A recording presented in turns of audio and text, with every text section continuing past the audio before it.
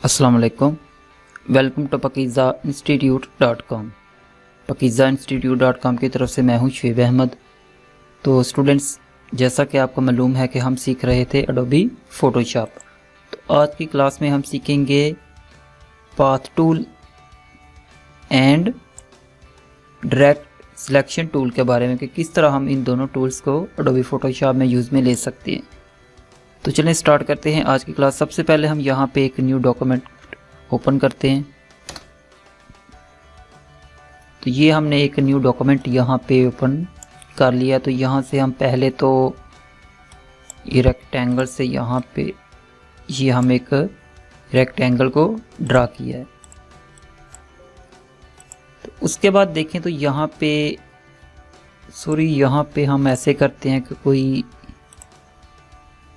Image को open करते हैं। चलिए, ये एक इमेज है, इसको हमने यहाँ पे ओपन कर लिया है। तो वापस आते हैं यहाँ पे पाथ सिलेक्शन टूल। जैसा कि नाम से जाहिर है कि ये जो पाथ होगा उसको सिलेक्ट करेगा। देखें तो यहाँ पे भी इसके ऊपर प्रॉपर्टी आपको शो होगी। यहाँ पे शो बाउंडिंग बॉक्स है, इस पर अगर आप चेक लगा दोगे तो उसके बाद यहाँ से सबसे पहले हमें एक रेक्टेंगल हमने ड्रा किया है। तो वापस अब आते हैं हम अपने पाथ सिलेक्शन टूल के ऊपर। यहाँ पे अगर हम इस रेक्टेंगल को ये देखें, मूव टूल से इसे मूव करना चाहें तो मूव नहीं कर सकते। जबकि हम यहाँ पे पाथ सिलेक्शन टूल पे आते हैं, क्योंकि ये जो हमने रेक्टेंगल ड्रा किया तो ये तो इसकी जो आउटलाइन है ये एक पाथ ही है। तो हम वापस आते हैं पाथ सिलेक्शन टूल के ऊपर। तो यहाँ से अब हम अगर इस अपना जो रेक्टेंगल है इसको अगर एक जगह से दूसरी जगह मूव करना चाहें तो वो पाथ सिलेक्शन टूल की मदद से इसे मूव कर सकेंगे। तो यहाँ से हम इसको ये देखें, इस पर क्लिक किया तो यहाँ पे आपको 4 नोड नजर आएंगी। और जिस वक्त आपने यहाँ पे नोट किया कि जिस वक्त हमने ये जो एक रेक्टेंगल था इसको पाथ सिलेक्शन टूल से सिलेक्ट किया तो यहाँ पे ऊपर आपको प्रॉपर्टी भी शो होगी, ये जो कि पहले ही शो रही थी, लेकिन उस वक्त आपको ये डिसेबल शो होती। फॉर एग्जांपल ये देखिए, जब इसको हमने अनसेलेक्ट किया है, डिसेलेक्ट करने पर ये देखें जो यहाँ पे प्रॉपर्टी आपको शो रही है वो डिसेबल हो चुकी है। वापस जब आप इसको सिलेक्ट करते हो तो वो अनेबल हो चुकी है। अब आप इसको अगर एक जगह से दूसरी जगह मूव करना चाहें तो इस तरह मूव कर सकते हो। इसका साइज भी इस तरह, मतलब इसको रीशेप भी आप कर सकते हो। ये देखें,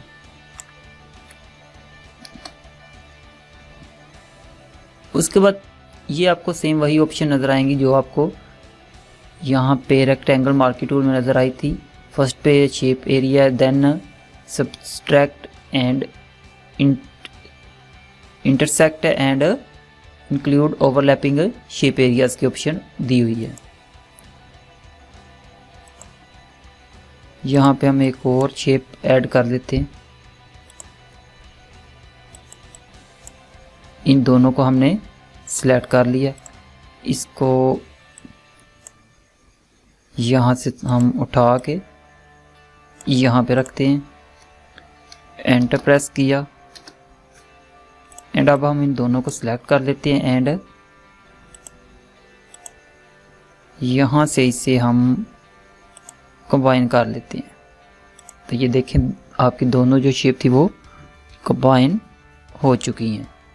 ऐसे ही अगर आप यहाँ से इसे सब्सट्रैक्ट पे करके कंबाइन करोगे तो ये देखें फिर क्या होगा, आपकी जो यहाँ से इसके अंदर शेप थी वो यहाँ से सब्सट्रैक्ट हो चुकी है। और ये तीनों जो 4 ऑप्शन आपको नज़र आई हैं, यहाँ पे इनको यूज़ करने का तरीका है कि जब तक आप यहाँ से वापस एक स्टेप रिपीट करके दिखाते हैं आपको, जब तक आप यहाँ से जस्ट यहाँ से कोई आप यहाँ से ऑप्शन सेलेक्ट करते हो। फॉर एग्जांपल हमने ये इंटरसेक्ट सेलेक्ट किया है तो इससे ये इसमें कोई एक्ट नहीं हुआ। वो तब होगा जब यहाँ पे आप बटन आपको नज़र आएगा कंबाइन, इस पर क्लिक करेंगे देन आप यहाँ पे जो भी यहाँ से आपने ऑप्शन सेलेक्ट किया उसका एक्ट आपको नज़र आएगा। इसके बाद ये देखिए तो ये अलाइन की ऑप्शन दी हुई है, इसके बारे में हम डिटेल से पढ़ेंगे। तो ये तो था पाथ सिलेक्शन टूल। उसके बाद यहाँ पे हम ये जो शेप है इसको थोड़ा सा बड़ा करते हैं एंड वापस आते हैं यहाँ पे अपने पाथ सिलेक्शन टूल पे। यहाँ पे देखें तो सेकंड जो टूल दिया है वो है डायरेक्ट सिलेक्शन टूल, ए ही इसकी शॉर्टकट है। तो डायरेक्ट सिलेक्शन टूल को सिलेक्ट किया हमने, तो इससे थोड़ा सा पाथ सिलेक्शन टूल से डिफरेंस काम है। फॉर एग्जाम्पल ये नोड बना हुआ है, इसको अब अगर आप मूव करना चाहो जस्ट इस नोड से, पाथ सिलेक्शन टूल से क्या होता था, हम अगर इस नोड से पकड़ते हैं तो क्या होती थी हमारी ये जो पूरी रेक्टेंगल है, ये देखो पूरी रेक्टेंगल ही मूव होती है। लेकिन जब कि आप डायरेक्ट सिलेक्शन टूल पे आते हो देन आप किसी भी नोड को ऐसे पकड़ के, ऐसे हमने ये नोड पकड़ा तो ये देखिए आप इसको इस तरह मूव कर सकते हो। जस्ट ये नोड ही मूव हो रहा है, बाकी जो आपकी शेप है, इसको जो तीनों नोड है वो आप देखें तो स्टिल अपनी जगह पे फिक्स हैं, वो मूव नहीं हो रहे। तो इस तरह आप इसको मूव करके मुख्तलिफ किस्म की शेप्स क्रिएट कर सकते हैं।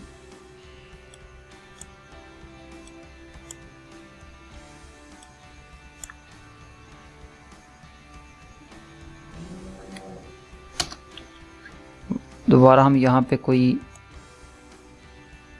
ये रेक्टेंगल जो है राउंडेड, इसको यहाँ पे इंसर्ट करते हैं एंड एक सेम इस तरह के को और इंसर्ट कर लेते हैं। वापस आते हैं टेक्स्ट सिलेक्शन टूल पे, यहाँ पे देखें तो यहाँ पे आपको इन नोड से पकड़ के अपनी जो शेप है इसको इजीली रीप शेप करके मज़ीद शेप्स भी बना सकते हो। ये देखें मैं यहाँ पे कोई शेप बना के आपको नहीं दिखा रहा, जस्ट इस टूल का यूज़ बता रहा हूँ कि आप इससे किस तरह काम ले सकते हो।